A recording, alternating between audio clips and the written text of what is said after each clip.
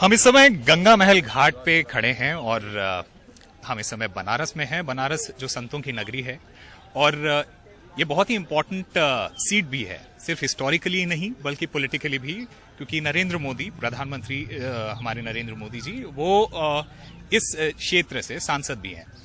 तो इस जगह के बारे में, बनारस के बारे में हम यहाँ के लोगों से ये जानना चाहते हैं कि उनके दिल में क्या है। तो सबसे पहले आपका शुभ नाम? राजेश पांडे।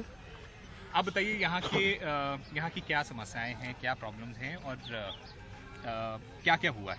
देखिए, समस्याएं तो कई एक है। जैसे विश्वनाथ कॉरिडोर इतना अच्छा बना, विशाल बना, अच्छा बना, और जैसा कि यहाँ के काशी के जो जनता है, जो लोग हैं, जो लोकल निवासी हैं, उनके लिए सुविधाएं दर्शन के लिए अलग से नहीं मिली। जबकि हम लोग ब्रह्म मुहूर्त में 4 बजे भोर में हजारों की संख्या में डेली हम लोग जाते हैं, डेली नहीं मिल जाते हैं। लेकिन हम लोग को लोकल होने के नाते अभी कोई सुविधाएं नहीं मिली हैं। और रही बात कि यहाँ पर सरकारी अमले में भी हमारी हमने 1-2 शिकायतें भी मुख्यमंत्री पोर्टल पे भी किया है, कुछ है हमारे पास रिकॉर्डेड है। बहुत मूल रूप से उसकी कोई सुविधाएं मिली नहीं है। हमें अलग बात है कि मोदी जी से मतलब कोई दुख की बात नहीं है, अच्छा किया, बनारस के लिए सारी चीजें अच्छी है, सब सही हो रही है। लेकिन उनके नीचे जो कार्य करने वाले लोग हैं, जो नीचे यहाँ कार्य कर रहे हैं, बहुत संतोषजनक नहीं है। ये अलग बात है कि काशी की हम लोग की गरिमा है, काशी का नाम पूरे विश्व विख्यात हो रहा है, हम लोग के लिए हर्ष की बात है। लेकिन कहीं न कहीं काशी की जनता में कहीं न कहीं दिक्कतें और रोष हैं। हम लोग डेली परेशान होते हैं दर्शन करने के लिए रोज भोर में, जबकि वहाँ हम लोग दर्शन के लिए जाते हैं, ना कि कोई खजाना के लिए जाते हैं। उसमें भी बहुत सारी असुविधाएं होती हैं। कई बार यह होता है कि हम लोग दर्शन के लिए, विशेष दर्शन के लिए शिवरात्रि वगैरह पर पीएमओ ऑफिस से पास भी बनवाते हैं, उसका कोई मान्य वहाँ नहीं करते। सुबह जाते ही कहते वो आपके लिए कोई नहीं है। तो हमारे लोकल जो काशी की जनता है, लोकल, उनके लिए क्या अलग से कोई गेट देंगे कि आपको आधार दिखा के भेजा जाएगा या कुछ सुविधाएं दी जाएंगी?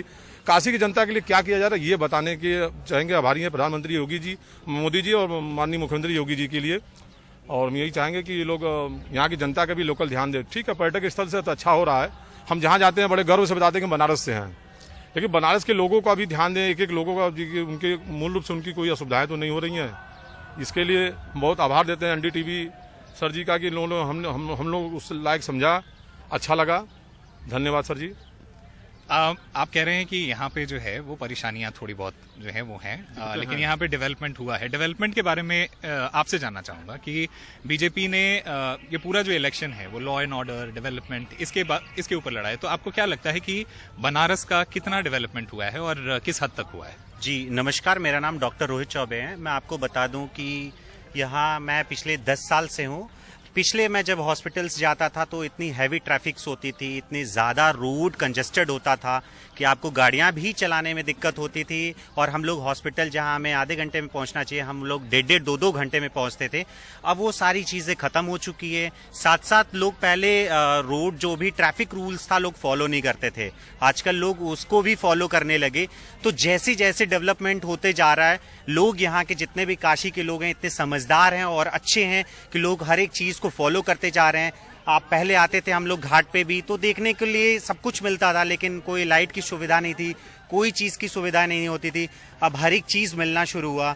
हम लोग काशी विश्वनाथ मंदिर में भी जाते थे दर्शन करने के लिए, हम लोग खड़े नहीं हो पाते थे, इतना भीड़ रहता था कि सिर्फ लोगों के सर दिखते थे, पैर रखने की जगह नहीं थी। आजकल इतना जगह मिल गया कि लोग आराम से लाइन लगा के दर्शन करते हैं और महादेव का आशीर्वाद लेके और अपना घर जाते हैं। और हर एक चीज़, मतलब आप कहिए कि जो भी कार्य किया है हमारे प्रधानमंत्री जी ने या मुख्यमंत्री जी ने, ये लोगों के लिए किया है और लोगों में ये उत्साह दिख रही है। और इस बार इलेक्शन में भी ये चीज़ आपको देखने को खूब मिलेगा कि लोग उत्साह हैं कि जितने भी रोड शो हो रहे हैं, आप देखिए हमारे प्रधानमंत्री जी खुद आके कर रहे हैं, क्योंकि उनको जो भी चीज़ें मिली है बनारस के नाम से ही मिला और बनारस के वो सांसद हैं, तो वो लोगों में भी आके अपना एक उत्साह देना चाहते हैं। इससे लोग बहुत खुश हैं।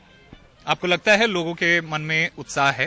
जी बिल्कुल, इतना भव्य प्रधानमंत्री, मैं बहुत ही सौभाग्यशाली हूँ कि ऐसे प्रधानमंत्री का दर्शन करने का मौका मिलता रहता अक्सर।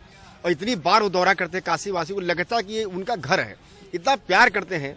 और जहाँ तक रहा विकास की बात है, इतना ज़्यादा विकास हुआ, इतना ज़्यादा विकास हुआ जिसकी तुलना मैं नहीं कर सकता हूँ। और मैंने कभी कल्पना नहीं किया था, और मैं नहीं, पूरे काशी के लोगों ने कभी कल्पना नहीं किया कि इतना भी विकास हो सकता है। आप देख लीजिए, जो हरमुआ का जो पुल बना हुआ है, मैं भी जाता था तो डरता था कहीं मेरी गाड़ी फिसल के गिर ना जाए। कितने लोग मर भी चुके हैं, लेकिन जब से वो हाईवे बना है तब से जिंदगी ही बदल गई काशी की। और लोग आराम से जाते हैं, आते, मात्र 10 मिनट में बाबतपुर चले जाते हैं। तो इतना बड़ा डेवलपमेंट हुआ। देखिए हमारे बनारस की क्या स्थिति है, काफी ज्यादा बदलाव हुआ है, बहुत ज्यादा बदलाव हुआ है। मतलब मात्र 5-7 सालों में इतना विकास हो सकता है, ये कोई सोच नहीं सकता है। मैं अपने प्रधानमंत्री बहुत संतुष्ट हूँ, मैं सौभाग्यशाली मानता हूँ कि ऐसा प्रधानमंत्री हम लोग के बीच में है। आपने एक बात सही कही कि बनारस आने में जो है वो हमें कोई तकलीफ नहीं हुई। बनारस के अंदर ट्रैवल करने में जो है वो हमें जो है वो थोड़ी तकलीफ है, दिक्कतें हैं। दिक्कतें हैं, सिटी के अंदर थोड़ी बहुत दिक्कतें हैं। जैसे आप बिनिया बाग चौराहे से चेतगंज से आप गुजरिए तो आपको घंटों लग सकते हैं, चाहे पैदल जाइए, गाड़ी जाइए, किसी भी सूरज भाई। लोहरा ब्रिज से आप गदोलिया तक आने में आपको घंटों लग जाएंगे, जबकि दूरी 1 से 1.5 किलोमीटर है।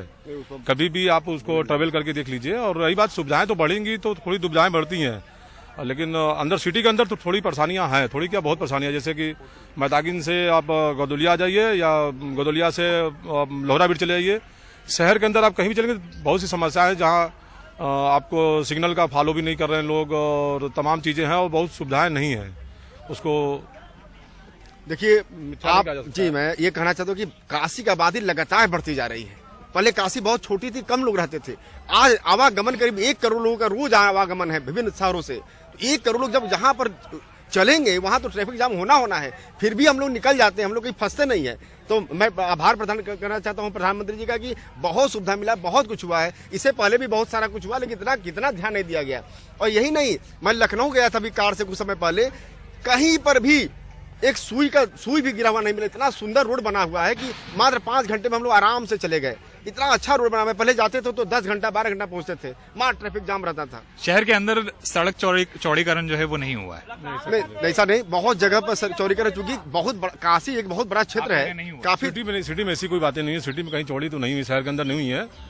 शहर के अंदर रोड अभी वैसे ही है, यथावत है, और वहाँ भी वैसी कोई चौड़ीकरण नहीं हुई है। सामने से देखा जा सकता है, मौके पर उसके लिए गलत नहीं कहा जा सकता है।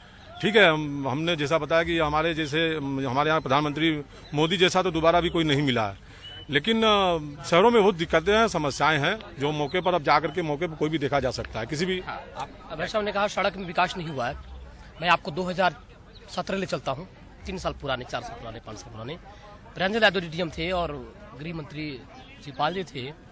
प्रियंजल जी ने जो काम किया तोड़ दिया पूरा। तोड़ने के बाद सड़क जो लंका से सिर से हैदराबाद गेट साइड जहाँ देख रहे हैं पूरा चौड़ाकरण हुआ है। पहले गलियों का तंग हो जाता था, अब थोड़ा सुधरा है और विकास बहुत ज्यादा हुआ है यहाँ पे। विपक्ष के पास कोई मुद्दा नहीं है, तो जातिवादी, परिवारवादी और हिंदू मुस्लिम की बात कर रहा है। कोई विपक्ष के नेता बता दे कि विकास पर, जीडीपी पर, किसानों के मुद्दा पर कोई बात करने का विपक्ष जो है वो बेरोजगारी पर भी बात कर रहे हो। और आप दोनों बेरोजगारी पर विपक्ष क्या 2017 में बेरोजगारी नहीं थी, अब बेरोजगारी बढ़ गई है। पहले लोग आईएएस थे क्या, प्रोफेसर थे क्या, वहाँ जो लोग चिल्ला रहे हैं कि बेरोजगारी है, पहले क्या प्रोफेसर थे, आज बेरोजगारी बढ़ गई। बताइए 3 साल जो कोरोना चल रहा है, पूरे विश्व झेला है उसको, अब केवल आज भी झेल रहा है। और हमारा ही ऐसा देश है, हमारा ही ऐसा इंडिया भारत है, जिसको हमारे प्रधानमंत्री ने आज तक इतना सब कुछ करके रखा कि लोग अभी भी खुशहाली से जी रहे हैं जैसे पहले जी रहे थे। और हमारे प्रधानमंत्री जी ने तो लोगों को आत्मनिर्भर भी बनने के लिए बोल दिया। लोग इस पे अमल हो, लोग इसको करें, ऐसा कोई दिक्कत नहीं है। बनारस जो है विश्व स्तर पे विकास पहला स्तर बड़ा बढ़ रहा है। तो बनारस आज जो घाटों का निर्माण हुआ है, जहाँ विकास हो रहा है, आज पूरे देश के लोग आ रहे हैं। यहाँ के लोगों की व्यवस्था बढ़ रही है, रोजगार ना, यहाँ घाट पर आ रहे हैं तो यहाँ जो आसपास के छोटे मोटे जो लघु उद्योग उसको बोला जाता है, स्वरोजगारी, वो बढ़ा है कि नहीं बढ़ा है, बहुत ज्यादा बढ़ा है। तो आप कह रहे हैं बेरोजगारी जिसके ऊपर जो है वो लड़ाई में समस्या है, ऐसी बात नहीं है कि बेरोजगारी नहीं है। मैं मानता हूँ कि बेरोजगारी है, संख्या देश की कितनी है अपनी, बहुत ज्यादा है। सबको रोजगार नहीं मिल सकता, सरकारी नौकरी किसी को नहीं मिल सकता है ना। हाँ, धीरे धीरे मिलेगा। अब 3 साल तो कोरोना चल रहा है, तो जो प्राइवेटकरण हुआ है, प्राइवेट में कुछ हो रहा है, धीरे धीरे काम हो रहा है। अब इस प्रकार सबको सरकारी प्रोफेसर सबको नहीं बन जाए। कोई आप ही मान लीजिए, आप भी सोच रहे होंगे प्रोफेसर बनने के लिए, लेकिन आप न्यूज चैनल में काम कर रहे हैं तो आपका प्राइवेट है ना, ये लेकिन सरकारी तो है नहीं। लेकिन जैसा कि आपने बोला कि सारी सुविधाएं हैं, मेरे जैसा आदमी कभी भी राशन कार्ड नहीं लिया था। कोरोना काल में देखिए हम LIC का भी काम करते हैं, हम अपना व्यापार भी था, हमारा अपनी फर्म भी है, लेकिन 2 साल टर्मिनेट रहा और हमारा व्यापारी बंद था, हमारा कोई लेन देन भी नहीं था ऑन द पेपर। हमने अपने राशन कार्ड के लिए गया, वहाँ बनवाया, तो वहाँ पर खाद्य रसद जो है नहीं, वो जो अपना नेहा सक्सेना जी यहाँ के इंस्पेक्टर, सप्लाई इंस्पेक्टर थी, उन्होंने हमारे कार्ड हम किसी तरह से बनवाए, उन्होंने रिजेक्ट कर दिया कि आप LIC एजेंट हैं और आप व्यापारी फर्म। हमने कहा सब कुछ है मैडम, लेकिन हमारा ITR इनकम देख लीजिए, हमारा इनकम कुछ है कि नहीं है। पीछे हमने कभी लिया नहीं था, मौके पे कुछ जरूरतें आई थी जिसमें लिया। हमने मुख्यमंत्री पोर्टल भी डाला, यहाँ तक खाद्य रसद विभाग में जाकर गूगल टाइमर से भी हमने उनका ऑफिस का डाला, जो टाइमिंग खुलने का 9:30 बजे वहाँ टाइमिंग का 10:30 बजे के बाद ऑफिस खुली, जो हमने वहाँ पर वो हमने गूगल पे पर, फेसबुक पर, सब जगह डाला, लेकिन उसकी कोई सुनवाई नहीं हुई है। नीचे से ऊपर से हमने मुख्यमंत्री पोर्टल पर भी डाला था कि जिसमें ये दिक्कतें हमको हैं, बिना हमको वहाँ सूचना दिए नीचे तक नहीं निस्तारित कर देते कि इनका काम हो गया, ये संतुष्ट हैं। ऐसा कुछ नहीं, हमसे कहीं लिखित दिखा दें, और हम जो भी करते हैं गूगल टाइमर के हिसाब से करते हैं। इसलिए भाई आप संतुष्ट हैं या नहीं है? संतुष्ट नहीं है, हम संतुष्ट नहीं है, इसलिए लिखित on the paper, on the paper. Personal matter पे कोई संतुष्ट नहीं नहीं सकता है। हम मान लीजिए बड़े व्यापारी थे, बड़े व्यापारी थे, हम बड़े व्यापारी थे। चीजें मैं बताऊं, बताओ। मेरा बड़ा खुद का व्यापार था। प्राइवेट हॉस्पिटल है, वो क्लिनिक है, वहाँ भी स्टाफ्स हैं, और एज पर, क्योंकि because I am a doctor, so हमें कोई चीज इस तरीके का नहीं मिलता है पार्टी से। कोरोना काल में भी नहीं मिला। हम लोगों ने अपने आप को स्टेबल किया और अपनी चीजों को अच्छे से, आज भी मैं खुश हूँ प्रधानमंत्री जी के साथ, आज भी मैं हूँ। जो भी चीजें उन्होंने दी, सोचिए कि एक वैक्सीन कितनी कीमती होती है, एक एक घर में कितने कितने मेंबर थे, उनको हमारे प्रधानमंत्री जी ने इसको फ्री में लगवाया, लोगों ने खुशी खुशी। पर वो तो एक सोशलिस्ट स्टेट में फ्री तो कुछ नहीं होता है, वो तो आपके टैक्स का ही पैसा है। बात नहीं है, देखिए बात आप समझ रहे हैं। दूसरे में नहीं, एक मिनट, फ्री की बात कहें, फ्री में मिला है आपको, सोशलिस्ट है। देखिए आपने कहा और देशों में कुछ सूट था, भारत की आबादी बहुत ज्यादा है, एक व्यक्ति को फ्री में लगाना मुश्किल है, पॉसिबल नहीं था, बहुत मुश्किल है। बट गवर्नमेंट सरकार ये कह रही है कि हमने सबको फ्री में कोरोना की वैक्सीन लगाई। नहीं, सरकार कह रही है, सरकार अपने बात कर रही है, बात सही कह रही है। कहने का ये मतलब था कि अगर उसका चार्ज रख देते तो हर परिवार सक्षम नहीं है कि अपने घर में सारे मेंबरों को वैक्सीन लगवा सके, हर व्यक्ति को, इसलिए उस चीज को कहा जा रहा है। बड़ी मुश्किल हो जाता है इलाज कराना, सब समझे कि नहीं। हर व्यक्ति को गाँव में देखिए, प्रधानमंत्री स्वास्थ्य बीमा पहले भी देखिए हम लोग टीके लगे हुए हैं, फ्री में लगे हुए हैं, मुख्यमंत्री बहुत पुराने जो हम लोग पैदा होते थे, तमाम बीमारियों को टीके फ्री में लगते थे। शायद सबके हाथ पर होगा, सबके निशान होगा, तमाम टीके फ्री भाई साहब, होते थे। आप चेचक आया था, हैजा आया था, तमाम बीमारी जैसी सुविधाएं होती थी वैसे मिलता चला, गवर्नमेंट देती गई। चेचक से बड़ा गवर्नमेंट मतलब जिम्मेदारी होती है हमारे देश की, कोई भी गवर्नमेंट जिम्मेदारी लेती है, कोई भी नहीं लिया, उनका गवर्नमेंट जिम्मेदारी लिया कि नहीं लिया, उनकी दायित्व होती है जिम्मेदारी। अन्य राज्यों जैसे हमें अपने घर का, परिवार का दायित्व होता है, ऐसे गवर्नमेंट का भी दायित्व होता है कि हमारे देश की जनता को नुकसान लेकिन हो। कहने का ये मतलब है कि एक लोग अपने परिवार को भी नहीं संभाल पा रहे हैं। आज हमारे प्रधानमंत्री जी जो हैं ऐसे हैं कि सारे लोगों को एक साथ लेके चल रहे हैं। ऐसे नेता नहीं हो पाएंगे, प्रधानमंत्री जैसे यशस्वी नेता नहीं हो पाएंगे।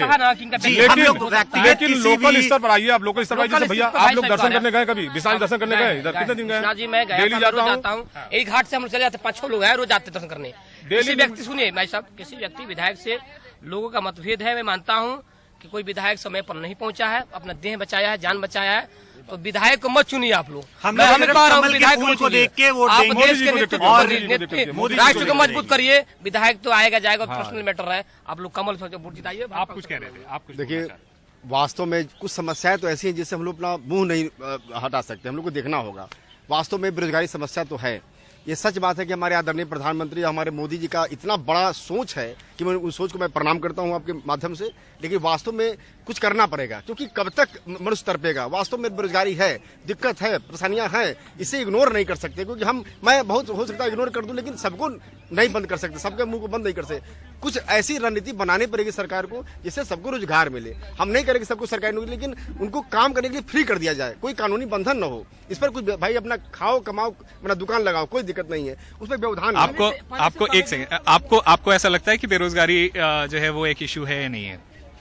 एक्चुअली हम यहाँ के वोटर नहीं, हम वेस्ट बंगाल से है, तो हम बीएचयू का स्टूडेंट है। तो मैं पॉलिटिक्स में उतना नहीं हूँ। मुझे मेरा हॉस्टल में जो मेरा रूममेट है उसके साथ बातचीत हो रहा था इसको लेके, तो बोल रहा था कि 3 साल से आर्मी का भर्ती नहीं हुई, बेरोजगारी का इश्यूज है, और बेरोजगारी मतलब कोई इम्प्रूव नहीं हुई है। पहले से भी जितना बेरोजगारी था अभी भी है, मतलब कुछ खास डेवलपमेंट हुआ। और हाँ, मंदिर का डेवलपमेंट हुआ, लेकिन आप मंदिर करके आप वोट नहीं ले सकते, ऐसा कुछ। लेकिन मैं उतना उसका डेप्थ एनालिसिस या कुछ पॉलिटिक्स में नहीं हूँ, तो ऐसा मुझे लगा सुन के आसपास। हमारे साथ और भी लोग हैं यहाँ पे, यंग लोग हैं, इनसे पूछते हैं क्या बेरोजगारी एक इशू है इस इलेक्शन में? उतनी तो इशू नहीं है, तब भी काफी अपॉर्चुनिटी देगी ये सरकार। आने वाले समय में अगर भाजपा को वोट देंगे तो काफी ज्यादा ही बेनिफिट रहेगा सबको। खुद ही देख रहे हैं कितना काम हो रहा है, विकास हो रहा है, ऐसा तो है नहीं। आप क्या करते हैं? अभी तो हम स्टूडेंट हैं। अच्छा, आप भी? जी हम भी स्टूडेंट हैं। और जहाँ तक मेरा मानना है कि मोदी जो योगी जी जब से आए हैं, पूरी बनारस और पूरी विश्व की अर्थव्यवस्था बहुत अच्छी हो गई है। और यहाँ की मंदिरें, यहाँ की घाट, विश्वनाथ धाम, और जो कि विश्वनाथ टेम्पल, और भी कई सारी रोड जो कि यूपी में बहुत ज़्यादा तरक्की हुई है, रोडों की, आदमी की व्यवस्थाओं की। और आदमी जितने भी थे जो बेरोजगार थे उनको रोजगार और बहुत सारी कंपनियां यहाँ पे जो है कि डेवलप्ड हो रही हैं। जैसे कि अभी फिलहाल में एक आपका देखिए अमूल का इतनी बड़ी इंडस्ट्री आई है और वहाँ पे बहुत सारी कंपनियां हैं जिसको बढ़ावा मिल रहा है। बहुत सारी रोडों का निर्माण हो रहा है योगी राज में, और जितना अच्छा ये लोग काम कर रहे हैं उतना अच्छा काम कोई भी सरकार नहीं की है, और ये बहुत अच्छी बात है। ठीक है बाबा, बनारस में सब सही हो रहा है, अच्छा हो रहा है? बनारस में सब अच्छा हो रहा है। हाँ।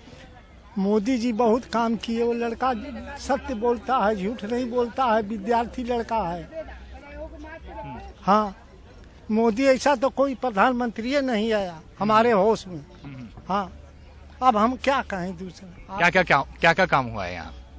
अरे सड़क का हुआ, बिजली का हुआ, आवास का हुआ, कौन ऐसा काम नहीं हुआ। सबके खाता में पैसा आना शुरू हुआ, चाहे गरीब हो चाहे अमीर हो। अच्छा, अब तो यही न कहेंगे, आपसे जो हम देखते हैं उसी को कहते हैं। बहुत बहुत बहुत धन्यवाद। आपको बता दें, पूर्वांचल में पहले अस्पतालों की दिक्कत होती थी। जो बनारस लोग आते थे, आज आजमगढ़, देवरिया, कुशीनगर, सिद्धार्थनगर, गाजीपुर, बलिया, हर जगह मेडिकल कॉलेज और अस्पताल बनना शुरू हो गया है। कई जगह तो उद्घाटन हो गया है। 20 से 22 मेडिकल कॉलेज और अस्पताल बन गया है। जो बनारस भीड़ बढ़ती थी, बीएचयू की परेशानी होती थी, आज वो समस्या खत्म हो गया योगी सरकार। आप क्या कह रहे थे? आप कुछ कह रहे थे? अब हम क्या कहें। आप कह रहे थे अयोध्या कह रहे हैं कि कमल का फूल खिलेगा। बटन दबाए कमल खिलाए। देखिए, कुल मिलाजुला मैं कहना चाहता हूँ कि सारे हिंदुस्तान के लोग मोदी जी और योगी जी को बहुत पसंद करते हैं, बहुत ज्यादा पसंद करते हैं। उस जिसकी सीमा नहीं, आपने देखा कि इतने बुजुर्ग ने इतना प्रशंसा किया। वास्तव में कोई बात है मोदी जी में, लोग बरबस उनकी तरफ आकर्षित होते जा रहे हैं। लोग उनको बहुत प्यार करते हैं और काशी की जनता तो उनको पलकों भी बिछा के रखती है। केवल काशी की जनता नहीं, पूरे भारतवर्ष के लोग, यहाँ तक विदेशों के लोग भी उनको बहुत पसंद करते हैं। वाकई में बहुत अच्छा है। हाँ, बेरोजगारी की समस्या तो है, वाकई में दिक्कत है कि देखिए पेट भरना बहुत जरूरी है, खाना चाहिए, तभी तो जिंदा रहेंगे। इसके लिए कुछ रणनीति बननी चाहिए जिससे लोग और खुश हो जाएंगे। हमें बड़ा विश्वास है आने वाले वक्त में बेरोजगारी की समस्या दूर होगी। बनारस में गंगा के तट पर सबसे अहम सवाल जो आज उठता है वो ये है कि 10 मार्च को किसकी नैया पार लगेगी। बनारस से सचिन गुप्ता और संकेत उपाध्याय के साथ उसामा शाह, NDTV।